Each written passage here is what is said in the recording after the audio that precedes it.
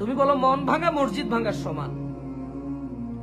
তোমাকে ওই মেয়ে বলে যে শোনো হারাম, আমি যাব না, শোনো হারাম, আমি তোমার সাথে সম্পর্ক রাখতে পারবো না। আমি বক্তব্য শুনেছি জেনাকারীর বিভৎস শাস্তি হবে, যা জাহান্নামে ইউনিক শাস্তি হবে জেনা বিচারের।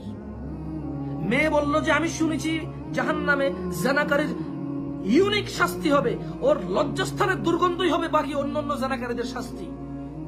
সো ওইটা একটা জাহান্নামের মতো, মানে জাহান্নামে আগুন থাকবে, রক্তপুঞ্জ থাকবে, কাঁটাযুক্ত থাকবে, অনেক কিছু থাকবে।